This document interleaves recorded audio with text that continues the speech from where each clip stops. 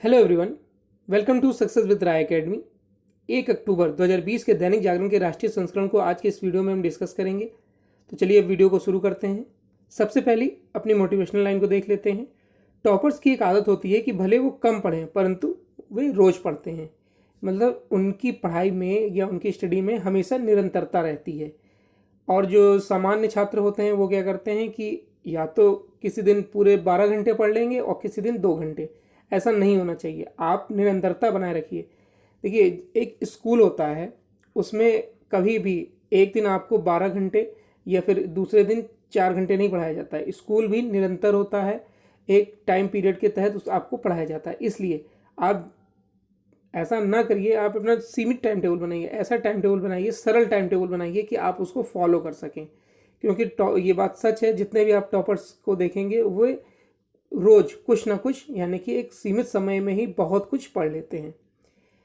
चलिए अब आज के न्यूज़पेपर को शुरू करते हैं। सबसे पहले है नेशनल न्यूज़। 3 नेशनल न्यूज़ है हमारे लिए। पहली न्यूज़ है किसानों के हाथों में ताकत, पुणे में पहली मंडी। दूसरी न्यूज़ है चीन से तनाव के बीच ब्रह्मोस का सफल परीक्षण। भारत चीन में WNCC के तहत 5वें दौर की बातचीत। पहली न्यूज़ से शुरू करते हैं। कृषि सुधारों के लिए संसद में पारित कानून के अस्तित्व में आते ही कृषि क्षेत्र में निवेश का रास्ता साफ हो गया है। सरकारी क्षेत्र की प्रमुख संस्था नेपेड यानी भारतीय राष्ट्रीय कृषि सहकारी विपणन संघ लिमिटेड ने 1 साल के भीतर देश में 100 से अधिक मंडियां स्थापित करने का फैसला किया है। महाराष्ट्र के पुणे में पहली मंडी खुल भी गई है। किसान उत्पादक संगठनों यानी FPO और सहकारी सोसाइटी के साथ मिले नेफेड ने यह बड़ी पहल की है। इन मंडियों में बुनियादी सुविधाओं का विकास नेफेड की ओर से किया जाएगा, जबकि उनका नियमित संचालन किसान उत्पादक संगठनों का प्रबंधन करेगा। सरकार की मंशा के अनुरूप परंपरागत मंडियों के समानांतर इन निजी मंडियों के किसानों के हित में सभी सुविधाएं मुफ्त में मुहैया कराई जाएंगी। पहली नेफेड किसान मंडी पुणे में 30 FPO के साथ मिलकर स्थापित की गई है। दूसरी मंडी महाराष्ट्र के ही नासिक के पास ढोल भरे में जल्द ही स्थापित हो जाएगी। इसमें वजन की आधुनिक मशीन, उपज का नीलामी स्थल, शार्टिंग, ग्रेडिंग, नमी वाली उपज को सुखाने की आधुनिक मशीनें, क्लीनिंग और पैकिंग की व्यवस्था प्रमुख होगी। इसके अलावा छोटा प्री कूलिंग वाला कोल्ड स्टोरेज, वेयर हाउस आदि की सुविधा इन मंडियों में उपलब्ध रहेगी। नेक्स्ट है चीन से तनाव के बीच नए ब्रह्मोस का सफल परीक्षण। भारत और चीन के बीच सीमा पर चल रही तनातनी के बीच बुधवार को भारत ने सुपरसोनिक क्रूज मिसाइल ब्रह्मोस के नए वर्जन का सफल परीक्षण किया है। ओडिशा के बालेश्वर में इसका उद्घाटन परीक्षण हुआ। यह प्रक्षेपास्त्र 300 किलोग्राम वजन तक का विस्फोट लेकर 300 से 500 किलोमीटर दूर तक प्रहार करने की क्षमता रखता है। इसे जमीन, हवा, पानी और मोबाइल लॉन्चर कहीं से भी दाग सकते हैं। ब्रह्मोस की लंबी दूरी तक मार करने वाले संस्करण का परीक्षण 2017 में हुआ था। वहीं 290 किलोमीटर तक की क्षमता वाले एक्सटेंडेड वर्जन का परीक्षण भी 1 साल पहले 2019 में हो चुका है। अब क्षमता विस्तार के साथ इसका परीक्षण किया गया है। ब्रह्मोस की क्षमता में लगातार विस्तार किया जा रहा है। वहीं इसके एक वर्जन को लड़ाकू विमान सुखोई के साथ भी कंबाइन किया गया है। इस परीक्षण पर रक्षा मंत्री राजनाथ सिंह ने कहा है कि स्वदेशी बूस्टर और एयर फ्रेम के साथ मिसाइल के सफल परीक्षण के लिए DRDO और ब्रह्मोस मिसाइल टीम को बधाई। नेक्स्ट है भारत चीन में WNCC के तहत 5वें दौर की बातचीत। पूर्वी लद्दाख में वास्तविक नियंत्रण रेखा पर स्थिति जस की तस बनी हुई है। दूसरी तरफ भारत व चीन के बीच मामलों का हल निकालने के लिए बातचीत का सिलसिला भी लगातार जारी है। बुधवार को दोनों देशों के विदेश मंत्रालयों के अधिकारियों के बीच सीमा विवाद सुलझाने के लिए गठित working mechanism for कंसल्टेंस and coordination on India China border affairs के तहत 5वें दौर की बातचीत हुई। बातचीत में इस बार भी कोई ठोस नतीजा निकलता तो नहीं दिख रहा, लेकिन 10 सितंबर 2020 को भारत व चीन के विदेश मंत्रियों के बीच हुई बातचीत और उससे बनी सहमति के आधार पर चर्चा हुई। बैठक के बाद दोनों तरफ से अलग अलग जारी बयान में बताया गया कि आपसी संवाद को आगे भी बनाए रखा जाएगा। तो ये नेशनल पेज की 3 न्यूज़ थी। अब नेक्स्ट पेज पर आते हैं। नेक्स्ट पेज है हमारा इंटरनेशनल पेज। इंटरनेशनल पेज में एक न्यूज़ है हमारे लिए और वो न्यूज़ है अमेरिकी नागरिकता के लिए शुल्क वृद्धि पर कोर्ट की रोक। अमेरिका में एक संघीय जज ने नागरिकता और अन्य आव्रजन सुविधाओं के लिए भारी शुल्क वृद्धि पर रोक लगा दी है। औसतन 20% की शुल्क वृद्धि को 3 दिन बाद से लागू होना था। जज जेफरी वाइट ने कहा कि ऐसा प्रतीत होता है कि होमलैंड सिक्योरिटी डिपार्टमेंट के पिछले 2 प्रमुख गैर कानूनी रूप से नियुक्त किए गए थे। अप्रैल 2019 में नीलसन ने इस्तीफा दिया तो केविन मैकलिनन को गलत तरीके से कार्यवाहक मंत्री नियुक्त किया गया था। तो ये इंटरनेशनल पेज की एक न्यूज़ थी। नेक्स्ट पेज पर आते हैं। नेक्स्ट पेज है हमारा बिजनेस पेज। बिजनेस पेज में 3 न्यूज़ हैं। पहली न्यूज़ है टेक्सटाइल बाजार में चीन से मिलकर मुकाबला करेंगे भारत और बांग्लादेश, दोनों देशों के बीच एएमयू जल्द होने की उम्मीद। दूसरी न्यूज़ है दलित उद्यमियों को 30 लाख तक की मदद मुहैया कराई जाएगी। अगले 4 साल में ऐसे 1000 लोगों की मदद के लिए सरकार बना रही है रणनीति। तीसरी न्यूज़ है मौजूदा हालात में दूसरा वित्तीय पैकेज मुश्किल। पहली न्यूज़ से शुरू करते हैं। भारत और बांग्लादेश मिलकर वैश्विक टेक्सटाइल बाजार में चीन को पटकनी देने की तैयारी कर रहे हैं। दोनों देशों में टेक्सटाइल कारोबार को लेकर कई समझौते हो सकते हैं। इस समझौते को जल्द से जल्द अंजाम तक पहुंचाने के लिए बुधवार को टेक्सटाइल मंत्री स्मृति ईरानी ने बांग्लादेश के टेक्सटाइल मंत्री गुलाम दस्तगीर गाजी को भारत आने का निमंत्रण दिया है। वैश्विक बाजार में मिलकर टेक्सटाइल उत्पाद बेचने पर बुधवार को एक वर्चुअल बैठक में दोनों देशों के मंत्रियों व टेक्सटाइल उद्यमियों के बीच बनी सहमति नजर आई। बांग्लादेश में भारतीय टेक्सटाइल पर आयात शुल्क घटाने पर भी इस बैठक में चर्चा की गई। इस मौके पर टेक्सटाइल मंत्रालय के सचिव रवि कपूर ने कहा कि टेक्सटाइल बाजार में चीन की हिस्सेदारी 35% है। भारत और बांग्लादेश मिलकर अगले 5 वर्षों में उसकी इस हिस्सेदारी को पूरी तरह से अपने पक्ष में कर सकते हैं। उन्होंने कहा कि भारत के पास वैश्विक स्तर की मशीनरी, कॉटन और फैब्रिक्स हैं। टेक्सटाइल बाजार में इस प्रकार के बदलाव लाने का यह सबसे उपयुक्त समय है और इसमें देर करने की जरूरत नहीं है। कपूर ने कहा कि बांग्लादेश चाहे तो कोरोना काल में भी इस समझौते के लिए अपने प्रतिनिधि मंडल के साथ भारत आ सकता है। नेक्स्ट न्यूज़ है दलित उद्यमियों को 30 लाख तक की मदद। पैसे की कमी के चलते अनुसूचित जाति से जुड़े युवाओं के सपने अब नहीं टूटेंगे। सरकार इसके सपने को नई उड़ान देगी। इसके तहत तकनीकी मापदंडों पर खरे उतरने वाले उनके नवाचार को आगे बढ़ाने के लिए 30 लाख तक की इक्विटी उपलब्ध कराई जाएगी। अगले 4 साल में यानी वर्ष 2024 तक करीब 1000 ऐसे युवाओं को सीधी मदद पहुंचाने की योजना बनाई गई है। इस साल भी करीब 100 ऐसे लोगों को मदद दी जाएगी। सामाजिक न्याय एवं आधिकारिक मंत्रालय ने अंबेडकर सोशल इनोवेशन इक्यूवेशन मिशन के नाम से यह नई स्कीम शुरू की है। केंद्रीय मंत्री थावर चंद गहलोत ने बुधवार को इसे लॉन्च किया। नेक्स्ट है मौजूदा हालात में वित्तीय पैकेज मुश्किल। मौजूदा हालात में सरकार के लिए दूसरा वित्तीय पैकेज देना आसान नहीं होगा। बुधवार को वित्त मंत्रालय की तरफ से राजस्व संबंधी आंकड़े जारी किए गए हैं। विशेषज्ञों का मानना है कि राजकोषीय घाटे में भारी बढ़ोतरी और राजस्व में भारी कमी को देखते हुए दूसरे वित्तीय पैकेज के लिए सरकार को वित्तीय उपाय अपनाने होंगे। E&Y के मुताबिक दूसरे वित्तीय पैकेज के लिए सरकार को अपनी संपदा, खासकर भू संपदा की बिक्री करनी पड़ सकती है। मुख्य आर्थिक सलाहकार कह चुके हैं कि कोरोना पर काबू पाने के बाद दूसरे वित्तीय पैकेज देने की सूरत बन सकती है ताकि खपत में बढ़ोतरी हो सके। वित्त मंत्री निर्मला सीतारमण ने यह भी कहा कि सरकार ने दूसरे वित्तीय पैकेज का विकल्प खुला रखा है। तो ये बिजनेस पेज की 3 न्यूज़ थी। अब नेक्स्ट पेज है हमारा एडिटोरियल पेज। एडिटोरियल पेज में 3 आर्टिकल हैं हमारे। पहला आर्टिकल है ध्वस्त होते झूठ के किले। यहाँ पर स्वस्थ आ गया है, मिसप्रिंट हो गया है। ध्वस्त होते झूठ के किले। राफेल सौदे पर राष्ट्रीय सुरक्षा को निशाना बनाया गया। नागरिकता संशोधन कानून पर मुसलमानों को बरगलाने का ढाल बनाया गया और किसानों के कंधे से बंदूक चलाई गई। इसी पर लिखा गया है आर्टिकल और यह आर्टिकल लिखा है राजनीतिक विश्लेषज्ञ एवं वरिष्ठ स्तंभकार प्रदीप सिंह द्वारा। दूसरा आर्टिकल है लोकतंत्र के मंदिर को दागियों से बचाएं।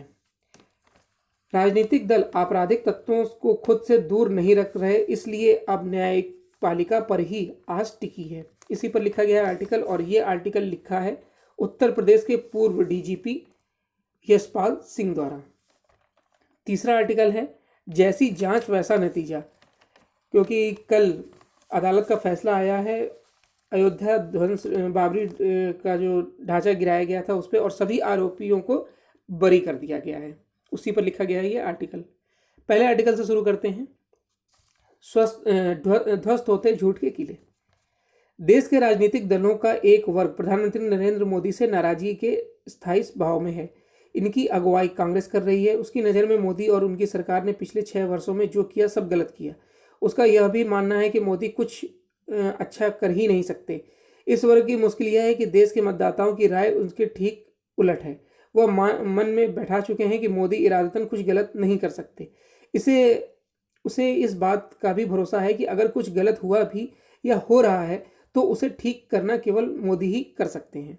सप्रसंग सरकार ने कृषि मंत्री शरद पवार ने 2006 में एक इंटरव्यू में कहा था कि सरकार एपीएमसी की व्यवस्था खत्म कर कृषि बाजार को निजी क्षेत्र के लिए खोलना चाहती है। इसके लिए कई राज्य तैयार हैं। मोदी सरकार ने कभी नहीं कहा कि वह न्यूनतम समर्थन मूल्य की व्यवस्था खत्म करने जा रही है। हाथ कंगन को आरसी क्या, सरकार ने पंजाब और हरियाणा में तय तारीख से पहले ही धान की सरकारी खरीद शुरू कर दी।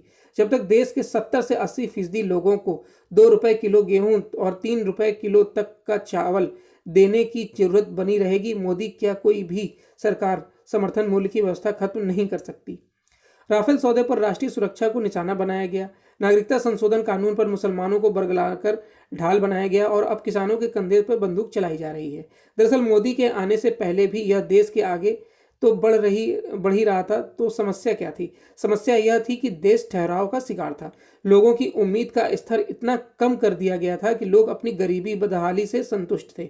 संतुष्ट व्यक्ति हो या समाज वह ठहर जाता है, असंतुष्ट गतिशील होता है। मोदी को यह पता है कि ठहरा हुआ समाज समृद्ध नहीं हो सकता। उनकी नज़र समाज की समृद्धि पर है। मोदी इस ठहरे हुए पानी जैसे समाज में बदलाव के पत्थर फेंक रहे हैं। उससे हलचल हो रही है। इससे यथास्थिति को पालने पोसने वालों को अपनी जमीन खिसकती हुई नजर आ रही है। मोदी विरोधी धीरे धीरे हीन भावना का शिकार हो गए हैं। हीन भावना से हताशा पैदा हो रही है। इंडिया गेट पर ट्रैक्टर चलाकर भाग जाना उसी हताशा का प्रतीक है। शरद पवार के इंटरव्यू के मुताबिक 2006 में इन कृषि सुधारों के लिए तैयार राज्यों में पंजाब भी था, पर आज वह विरोध में है। मोदी सरकार के अध्यादेश के मुताबिक महाराष्ट्र सरकार शासनादेश जारी कर चुकी है। क्या तब कांग्रेसी सो रहे थे? अक्सर यह देखा गया है कि हीन भावना से ग्रस्त लोग राजनीति में तेजी से दौड़ते हैं पर थोड़ी देर में हाँफने लगते हैं। कांग्रेस के साथ यही हो रहा है। किसानों से संबंधित नए कानून कृषि के क्षेत्र में एक नई सुबह लेकर आएंगे। साल 2022 तक किसानों की आय दोगुनी करने का लक्ष्य अब हासिल हो सकता है। भारत जैसे कृषि प्रधान देश की तरक्की का रास्ता उसके खेतों, खलिहानों और किसानों से ही होकर जाता है। यह मानते तो सभी हैं, पर उस दिशा में बड़े बदलाव करने का साहस प्रधानमंत्री मोदी ने दिखाया है। नेक्स्ट आर्टिकल है लोकतंत्र के मंदिरों को दागियों से बचाएं। इन दिनों सुप्रीम कोर्ट में राजनीति में बढ़ रहे अपराधीकरण पर रोक लगाने संबंधित दायर एक जनहित याचिका पर बहस चल रही है। इस याचिका के समर्थन में बहस करते हुए कहा गया कि किसी सरकारी नौकरी के लिए सरकार पुलिस से संबंधित व्यक्ति की आपराधिक गतिविधियां, चाल चलन और सामान्य छवि आदि की जांच कराती है। अगर प्रतिकूल रिपोर्ट प्राप्त हुई तो उसकी भर्ती असंभव हो जाती है। परंतु सांसद और विधायक कोई अपराधी भी हो सकता है, चाहे अपराधी ही उसका कारोबार क्यों ना हो। कुछ का केस तो जमानत के योग्य भी नहीं होता, फिर भी वह जेल से चुनाव लड़कर जनप्रतिनिधि बन जाता है। जब मैं पुलिस महानिदेशक था तब अपराधी किस्म के जनप्रतिनिधियों ने 2 विधायकों की हत्या कराई थी। मामलों की जांच सीबीआई तक ने की, लेकिन कुछ नहीं हुआ। कुछ न्याय को साक्ष्य चाहिए जिसे आपराधिक तत्व कोर्ट के समक्ष जाने ही नहीं देते हैं। कानून के हाथ लंबे जरूर हैं, परंतु अब वे बूढ़े और जर्जर हो गए हैं। उसकी मांसपेशियां बहुत कमजोर हो गई हैं। आज जमाना बहुत बदल गया है। समाज में नैतिकता दुर्लभ होती जा रही है।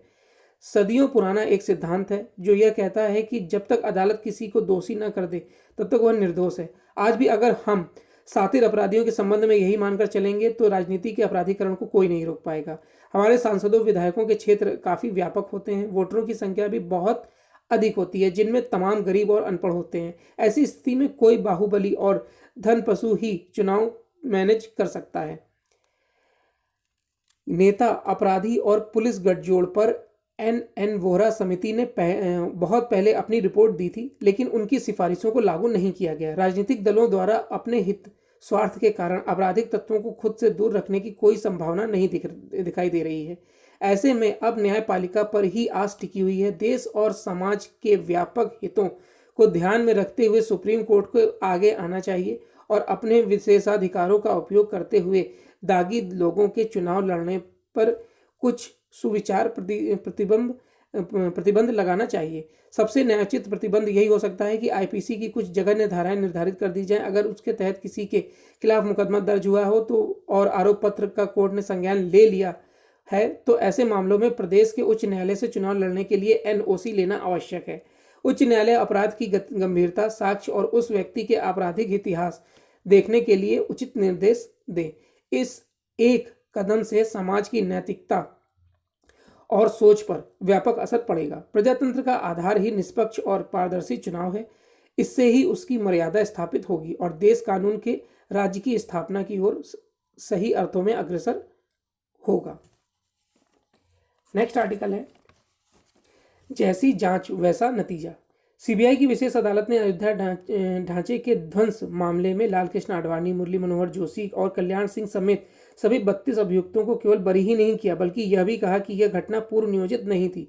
इसका अर्थ यही निकलता है कि 28 साल पुरानी इस घटना के लिए भाजपा के वरिष्ठ नेताओं को जिम्मेदार ठहराने का काम संकीर्ण राजनीतिक कारणों से किया गया। बहुत संभव है कि इसी कारण सीबीआई अपनी लंबी जांच पड़ताल के बाद भी उन लोगों तक नहीं पहुंच सकी जिनकी ढांचे के ध्वंस में कोई भूमिका रही हो। सच जो भी हो, आम धारणा यही है कि विवादित ढांचे का ध्वंस कारसेवकों के आवेश का परिणाम था। भले ही आज इसका संज्ञान लेने की आवश्यकता न समझी जाए कि आवेश किन परिस्थितियों के कारण उपजा, लेकिन उसकी अनदेखी नहीं की जा सकती है कि व्यापक हिंदू समाज के लिए यह ढांचा उसकी आस्था के साथ हुए खिलवाड़ और अन्याय का प्रतीक था। तो ये एडिटोरियल पेज के 3 आर्टिकल थे। अब नेक्स्ट पेज पर आते हैं। नेक्स्ट पेज हमारा स्पोर्ट्स पेज। स्पोर्ट्स पेज में एक न्यूज़ है हमारे लिए और वो न्यूज़ है, चोट के कारण सेरेना विलियम्स फ्रेंच ओपन से बाहर। अमेरिकी महिला दिग्गज टेनिस खिलाड़ी सेरेना विलियम्स ने चोट के कारण बुधवार को फ्रेंच ओपन टूर्नामेंट से हटने का फैसला किया है। 23 बार की ग्रैंड स्लैम चैंपियन सेरेना ने कहा कि उनके थोड़ा सा वार्म अप किया और फिर फैसला लिया कि वह खेलना जारी नहीं रख पाएंगी। उनके घुटने के नीचे पैर के पिछले हिस्से के टखने तक जाने वाली मांसपेशियों में चोट लगी है। उन्हें रोला गहरा में दूसरे दौर के स्वेताना पिरोनकोवा से भिड़ना था। सेरेना ने कहा कि लगता है कि मुझे 4 से 6 हफ्तों तक का आराम करना होगा। यूएस ओपन के बाद मेरे टखने को उबरने का समय नहीं मिला। मेरी इस साल और कोई टूर्नामेंट खेलने की संभावना नहीं है। तो ये आज का 1 अक्टूबर 2020 का दैनिक जागरण का राष्ट्रीय संस्करण था। आई होप आपको वीडियो अच्छा लगा होगा। अगर आपको वीडियो अच्छा लगा हो तो लाइक और शेयर कर दीजिएगा। वीडियो देखने के लिए धन्यवाद।